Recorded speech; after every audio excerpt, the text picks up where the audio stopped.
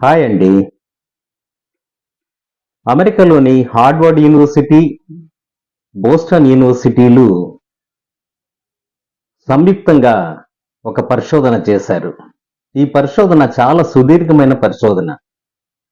గత 30 సంవత్సరాల నుండి 70,000 మందిని చేసుకొని ఆ 70,000 మందిని వారికి తెలియకుండా వారిపైన పరిశోధన చేస్తూ వచ్చారు.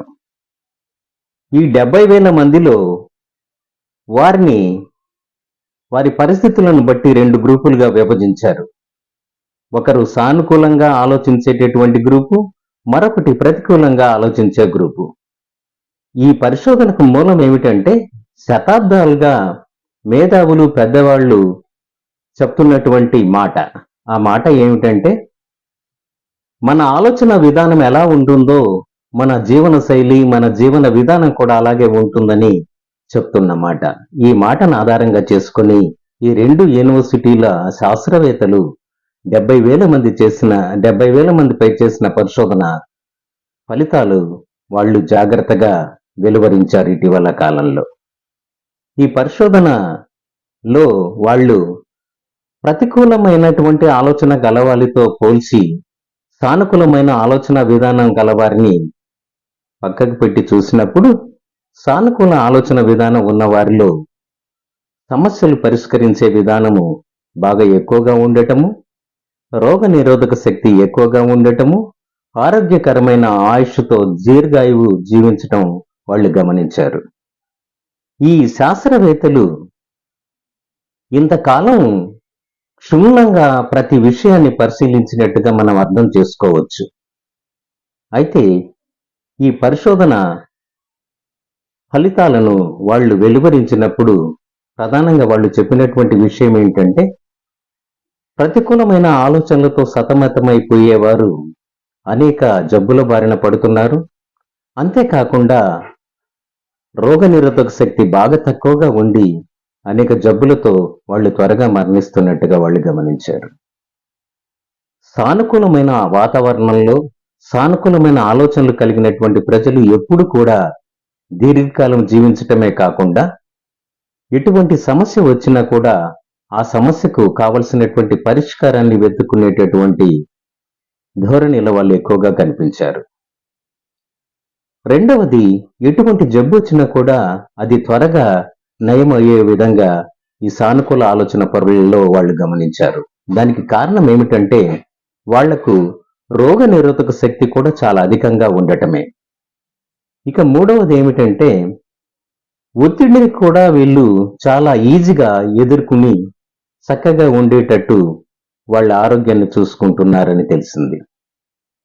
ఒత్తిడిని లేక స్ట్రెస్ను ప్రేరేపించే స్ట్రెస్ హార్మోన్స్ అయినటువంటి కార్టిజాల్స్ లెవెల్లు వీళ్ళలో చాలా తక్కువగా ఉండటం మూలాన ఇటువంటి ఒత్తిడి వాళ్లకు రాదు. ఇంకా గుండె జబ్బులు అనేటటువంటివి చాలా తక్కువ మందిలో కనిపించాయి తప్ప గుండె జబ్బులకు వీళ్ళు చాలా దూరంగా ఉన్నారు.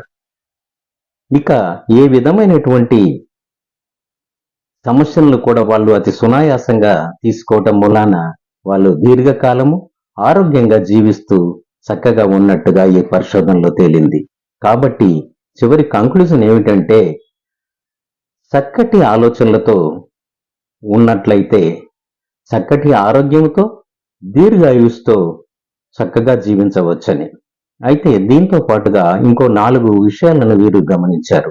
ఒకటి, ఈ సానుకూల ఆలోచన ధోరణి కలిగిన వాళ్ళల్లో ప్రధానంగా కృతజ్ఞత భావం ఎక్కువగా ఉంటుంది. ఏ చిన్న మేలు చేసినా వారికి కృతజ్ఞతలు చెప్పటం, ఒకవేళ వాళ్ళు అందుబాటులో లేకపోయినప్పటికీ వారికి మనసులోనే కృతజ్ఞత చెప్పుకునేటటువంటి అలవాటు వీళ్ళలో ఎక్కువగా గమనించారు. రెండవది, వీళ్ళల్లో ధ్యానం చేసేటటువంటి అలవాటు బాగా ఉంది. అది ప్రేయర్ఫుల్ మెడిటేషన్ కావచ్చు, నాన్ ప్రేయర్ఫుల్ మెడిటేషన్ కావచ్చు. ఆ ధ్యానం చేసేటటువంటి జిజ్ఞాస వీళ్ళలో ఎక్కువగా కనిపించింది. ఇక మూడవ విషయం ఏమిటంటే ఎటువంటి సమస్యనైనా సరే ఆ సమస్య వచ్చినప్పుడు తొట్టుపాటు పడకుండా నిదానంగా కూర్చొని ఆ సమస్యకు సొల్యూషన్ వాళ్లే కనుక్కోవటానికి ప్రయత్నం చేసిన వాళ్ళు ఎక్కువగా కనిపించారు. ఈ సమస్య వచ్చినప్పుడు సమస్యకు మనకు మనమే పరిష్కారం చేసుకోగలగటం అనేది ఏమిటంటే అది ఎటువంటి సమస్యనైనా ఎదుర్కోవటానికి మనిషికి మనోనిబ్బరాన్ని ఇస్తుంది. దేన్నైనా నేను ఫేస్ చేయగలనటువంటి ధైర్యాన్ని వాళ్ళల్లో కల్పిస్తుంది. ఇక చివరిగా వాళ్ళు గమనించింది ఏమిటంటే, ఈ సానుకూల ఆలోచన పరులంతా కూడా ఆశావాదులుగా కనిపించారు. ఈ ఆశావాదం అనేటటువంటిది మనిషికి పుట్టుకతో వచ్చే లక్షణం కాదండి. జీవన విధానంలో మనం జీవించేటటువంటి జీవన శైలిలో మనము జీవించేటటువంటి అలవాట్లు, ఆలోచనలు అన్నీ కూడా దీని మీద ప్రభావితం చేస్తాయి. కాబట్టి ఆశావాదం కూడా వీళ్ళలో ఎక్కువగా ఉంటుంది. ఈ రకమైనటువంటి లక్షణాలతో ఉండటం మూలాన్ని వీరు చాలా చక్కటి ఆరోగ్యవంతులుగాను, చాలా చక్కటి దీర్ఘాయులుగాను కూడా ఉంటారు.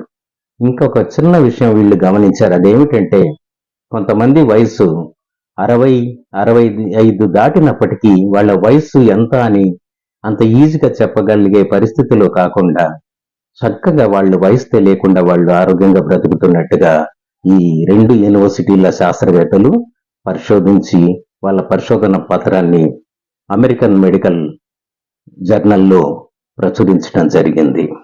కాబట్టి ఈ సానుకూల ఆలోచన దృక్పథాన్ని మనమందరం కూడా అలవాటు చేసుకున్నట్లయితే, సానుకూలంగా మనం ఆలోచించగలిగినట్లయితే మన జీవన విధానం కూడా చక్కగా ఉంటుంది, ఆరోగ్యంగా ఉంటుంది, దీర్ఘాయువుతో చక్కగా ఉంటాం కదండి. కాబట్టి అలా చేద్దాం. అందరికీ ధన్యవాదాలు.